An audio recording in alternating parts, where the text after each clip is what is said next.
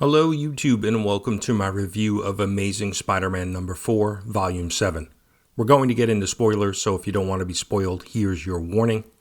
Let's take a look at the creative team, writer Joe Kelly and art by Pepe Larraz. Take a look at Larraz's art in this issue. In my opinion, it's some of the best artwork we've seen in a Spidey book in some time. I also did a little homework on Itsy Bitsy, reading several issues of Deadpool and Spider-Man. She was infused with both Deadpool and Spidey's DNA.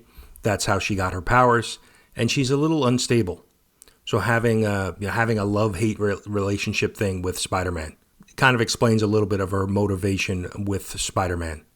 With that said, let's jump into issue 4.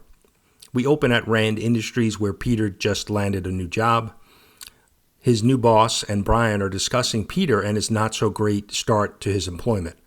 The boss states that he needs to be fired, but Brian confirmed that he was drugged, and that's why he's been acting weird and missing work. We cut to the battle between Hobgoblin and Spider-Man. Spider-Man is still dealing with the effects of being drugged, and he's slipping in and out of hallucinations. He slips back into one, picking up the story with Uncle Ben and Aunt May. They are discussing whether or not they are cut out to raise a teenager. Hobby and Spidey continue to fight as Itsy Bitsy arrives.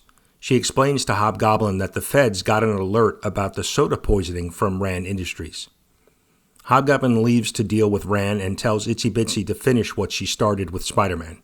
Spider-Man, overhearing all of this, realizes he put Brian in danger before falling back into a hallucination. Spidey is dealing with the problems he always does, putting those he loves in danger when trying to keep others safe. Itsy catches up with Spider-Man and is disappointed that she won't get to kill him at his best. He falls back into a hallucination and remembering drinking beer and getting drunk for the first time with Brian. Peter is hungover the next day, and Aunt May has a heart-to-heart with him and reminds Peter that she and Uncle Ben will always love him whether or not he lets them, and not to push good things away because he is afraid to lose them. Peter responds to this and he hugs Aunt May. And then we cut to Spider-Man trying to hug Itsy Bitsy and saying, "I love you." This catches Itsy Bitsy off guard. Spider-Man tries to backpedal and explain it wasn't meant for her, which sets her off. During the battle, Spidey will find clarity and gets the upper hand, webbing Itsy Bitsy up and heading out to stop the Hobgoblin. And that's where issue 4 ends. Overall, it's a pretty straightforward issue with lots of action and some more deep dive into what makes, Peter Spider-Man. The artwork, like I said, is the star of the issue. I'm really enjoying Pepe Larraz's artwork in this series so far. And then, like I said, having a little bit more background on Itsy Bitsy gives me the sense that her actions in the last couple issues have been accurate. Joe Kelly's writing is good, but not really covering any new ground here, but a solid story.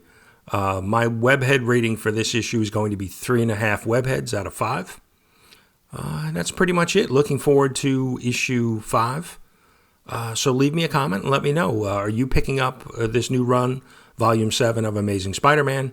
And if you read issue 4, what did you think? And if you didn't, if you're not, what do you think of the review? Hopefully this is helpful in keeping you up to date on everything that's going on in the Amazing Spider-Man. We'll see you next review, and thanks for watching.